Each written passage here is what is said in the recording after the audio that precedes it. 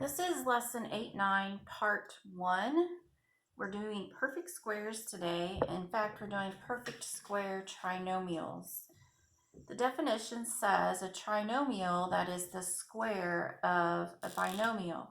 So when you factor your quadratic expression, you're going to end up with a binomial that looks like this. A plus b times a plus b, or you will have a minus b times a minus b. Your binomials will be the same.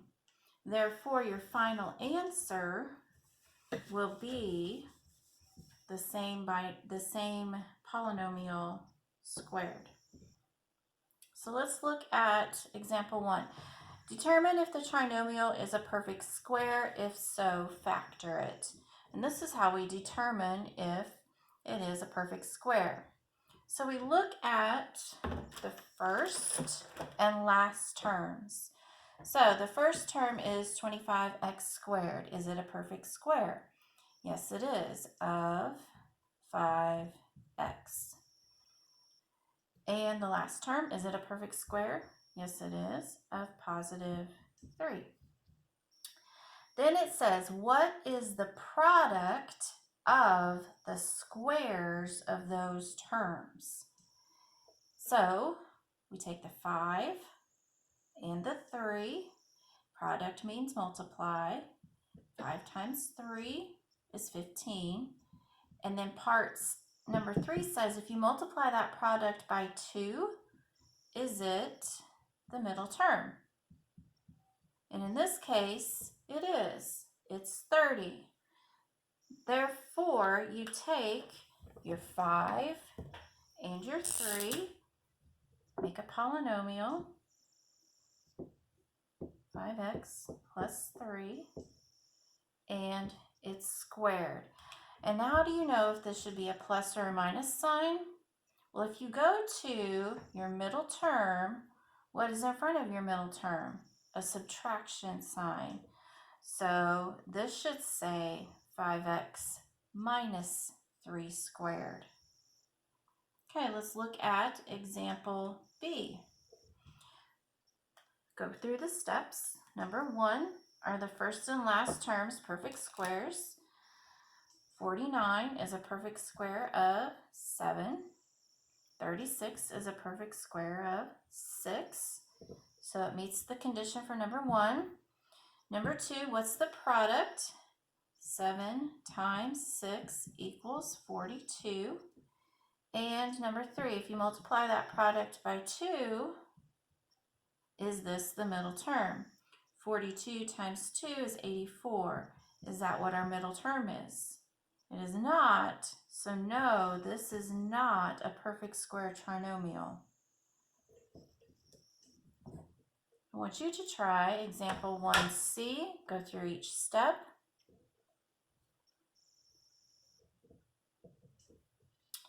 So 9x squared is a perfect square of 3x. 16 is a perfect square of 4.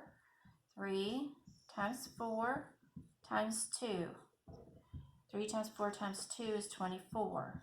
Is that our middle term? No, it is not. Now let's try example 1D.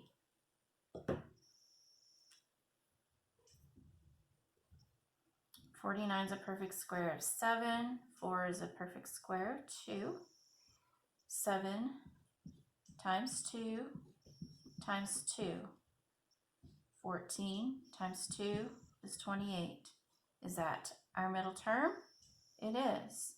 So we're going to have a 7x, and we're going to have a 2. Should we have a plus or a minus sign here? Go back up to your middle term. It says a positive 28, so we need to put a plus sign here. So this is another way that you can factor trinomials. You can check and see if they're perfect squares. Now we're going to take everything that we have learned about factoring and apply it to example 2A, B, C, and D. Let's look at example 2a. This is not a trinomial, so we're obviously not going to use the method that we just learned. Let's think back to binomials. What could you do first? Look and see if there's a greatest common factor between 6 and 96. And there is. If you factor out a 6, you're left with x squared minus 16. Is this completely factored? Can't do anything with the 6, but x squared minus 16. We did learn in a previous lesson that if this is a perfect square and this is a perfect square and there is a subtraction sign in the middle, it can be factored again because x times x makes x squared, 4 times 4 makes 16, and we have a plus and a minus. So this one is now completely factored. Let's look at 2b. 16y squared plus 8y minus 15. You might be thinking about the method we just learned. 16y squared is a perfect square, but 15 is not. So we can't rely on that method. Think about the other method that we learned about when we were factoring trinomials. We need to make a factoring diamond. And remember that we have to multiply these two to get what goes in our top cell. And 16 times negative 15 is negative 420. And then our bottom cell is the 8. This would probably take you a long time to try to figure out what makes negative 420 but adds up to 8. And for the sake of time, I'm just going to go ahead and tell you that it's 20 times negative 12, which gives you negative 420 and adds up to 8. Remember, we take these two and replace our middle term. So now we no longer have a trinomial, but we have a polynomial with 4 factors, or 4 terms. So 16y squared, replace your 8y with 20y plus, or actually, you can put minus 12y here, minus 15. And remember what we do when we have 4, we have to factor by grouping. I like the way this is grouped, so I'm going to go ahead and look at the first two. What can I factor out of 16y squared and 20y? But 4y. What's remaining? 4y plus 5. Can we get a 4y plus 5 for our second grouping? And that can be done if you multiply by negative 3. Negative 3 times 4y gives you negative 12y. Negative 3 times 5 gives you negative 15. So your factors. Y minus 3 plus 5.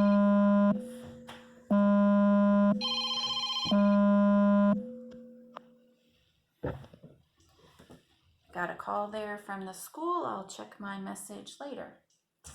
So next let's look at 2c. Again, think to all of the different ways that you've learned how to factor a binomial. First, let's see if we have a greatest common factor. We do. We factor out a 3, then we end up with x squared minus 1. Now let's look at x squared minus 1. Is that completely factored? If you look at both of these terms, you can see that they are perfect squares with a subtraction sign in the middle. And from example 2a, you can remember that x times x makes your x squared. 1 times 1 makes your 1, and because we have this subtraction sign here, we have to have a plus sign and a minus sign. So this is your factored answer. I want you to try letter 2D. This is a trinomial. Think of all the ways that you can possibly factor it, and then come back and see if you got the answer that I did.